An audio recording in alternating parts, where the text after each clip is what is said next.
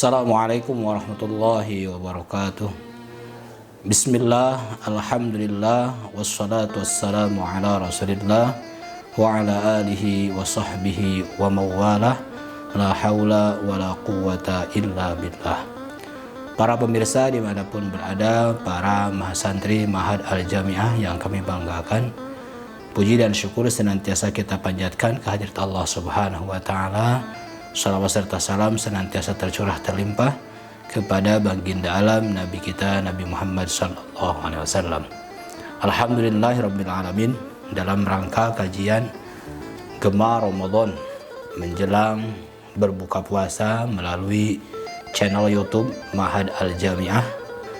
Alhamdulillah saya bisa berjumpa dengan para pemirsa dimanapun berada. Dalam kajian ini InsyaAllah akan dibahas mengenai hal-hal yang mendatangkan keridhaan Allah Subhanahu wa Ta'ala dan hal-hal yang mendatangkan murka Allah Subhanahu wa Ta'ala, berlandaskan kepada sebuah hadis Nabi Sallallahu Alaihi Wasallam yang diriwayatkan oleh Imam Muslim. An Abi Hurairah radhiyallahu ta'ala anhu qala Rasulullah sallallahu alaihi wasallam, Inna Allaha yarda lakum salasan wa yakrahu lakum salasan. Fayarda lakum an ta'buduh wa la tusyriku bihi syai'a. Wa an ta'tasimu bihamdillahi jami'a wa la tafarraqu. Wa yakrahu lakum qila wa qala wa kasratas su'al wa idha'atal mal. Melalui hadis ini kita dapat mengetahui ada 3 hal yang diridhoi oleh Allah Subhanahu wa Ta'ala. Tentu saja kalau Allah Subhanahu wa Ta'ala sudah ridho, maka kasih sayang Allah senantiasa dicurahkan kepada kita. Yang pertama adalah an ta'budu wa la tusyriku bihi syai'a. Pertama, senantiasa kita beribadah kepada Allah Subhanahu wa Ta'ala. Ibadah yang kita lakukan baik secara ibadah mahdhah atau ghairu mahdhah, ini akan mendatangkan keridhaan Allah Subhanahu wa Ta'ala. Maka ketika kita melaksanakan ibadah kepada Allah Subhanahu wa Ta'ala, pada dasarnya kita lagi merancang tatanan kehidupan yang abadi, yang baik untuk kehidupan di dunia maupun kehidupan di akhirat. Oleh karena itu, sekecil apapun ibadah yang kita lakukan tentu akan berefek sangat positif, baik bagi diri kita pribadi maupun bagi orang lain. Oleh karena itu, tetap senantiasa kita beribadah kepada Allah Subhanahu wa Ta'ala, taqarrub kepada Allah Subhanahu wa Ta'ala, apalagi dalam kondisi kita berpuasa kepada Allah, tidak ada satu helai nafas kita pun yang keluar dari ibadah dari Allah Subhanahu wa Ta'ala. Orang yang tidur dalam keadaan puasa pun dengan niat untuk menghindarkan hal-hal yang membatalkan puasa, maka itu merupakan ibadah kepada Allah Subhanahu wa Ta'ala. Yang kedua yang akan mendatangkan keridhaan dari Allah Subhanahu wa Ta'ala adalah wa an ta'tasimu bihamdillahi jami'a. Senantiasa kita berpegang teguh kepada ajaran atau hablullah, yaitu Al-Quranul Karim. Dalam era modern yang seperti sekarang ini, tentu kita harus senantiasa berpegang teguh kepada Al-Quranul Karim. Tentunya dengan petunjuk dan tafsir-tafsir yang ulama sampaikan kepada kita, yang para ustadz-ustadz, para kiai-kiai yang senantiasa mengajarkan kepada kita isi dan kandungan dari Al-Quranul Karim tersebut. Yang ketiga, wala tafarruqu, yang dapat mendatangkan keridhaan Allah Subhanahu wa Ta'ala, kita jangan sampai bercerai-berai. Apapun alasannya, apapun organisasinya, apapun partainya, perbedaan pendapat, perbedaan pemikiran tentu akan senantiasa terjadi dalam kehidupan ini. Namun tetap kita senantiasa berpegang teguh kepada Allah, dan tentu kita jangan senantiasa bercerai-berai. Akan tetapi saling menguatkan, perbedaan menjadi rahmatan bagi kita semuanya. Itulah 3 hal yang akan mendatangkan ridho dari Allah Subhanahu wa Ta'ala.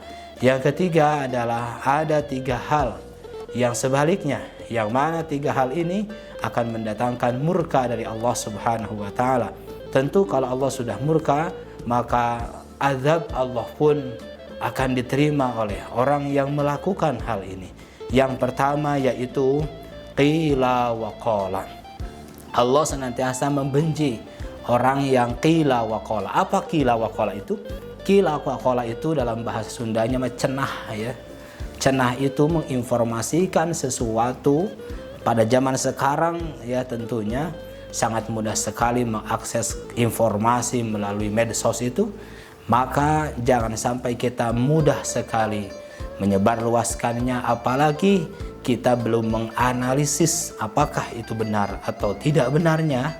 Khawatir ketidakbenaran kemudian kita sebarluaskan melalui grup-grup WA misalnya, atau kita posting dalam Facebook dan sebagainya, padahal kebenaran itu belum 100%, atau mungkin saja itu jadi hoax. Maka dengan qila wa qala ini akan tersebar juga fitnah-fitnah di muka bumi ini. Tentu menurut para orang tua nanti akan terjadi banyak fitnah. Ternyata benar terjadi pada saat ini, di mana media sosial sangat mudah sekali kita mengaksesnya, informasi apapun mudah kita dapatkan. Oleh karena itu jangan sampai kita terjerumus pada hal-hal yang diharamkan oleh Allah Subhanahu wa taala, yang dibenci oleh Allah Subhanahu wa taala, yaitu qila wa qala, menginformasikan sesuatu yang belum jelas kebenarannya. Yang kedua yang dapat mendatangkan murka Allah Subhanahu wa taala, atau Allah sangat benci kepada ini, yaitu kasratus soal, itu banyaknya pertanyaan. Artinya mempunyai makna bahwa banyak pertanyaan di sini adalah banyaknya pertanyaan yang tidak berguna, yang tidak mesti dipertanyakan. Tapi kalau misalnya bertanya tentang ilmu, bertanya tentang sesuatu yang bermanfaat, tentu kita harus benar-benar, apalagi mahasiswa sebagai agent of change dan sebagainya, tentu banyak pemikiran, banyak harus berdiskusi mengenai satu hal. Namun alangkah tidak baiknya bertanya kepada hal-hal yang tidak mesti dipertanyakan, karena itu justru akan mendatangkan kebingungan, bahkan Allah Subhanahu wa taala murka sekali kepada orang tersebut. Yang selanjutnya, yang terakhir, yaitu yang dapat mendatangkan murka Allah Subhanahu wa taala, idha'atul mal, yaitu orang yang senantiasa menyia-nyiakan harta. Apalagi orang yang mempunyai harta tapi dikeluarkan harta itu kepada hal-hal yang tidak positif.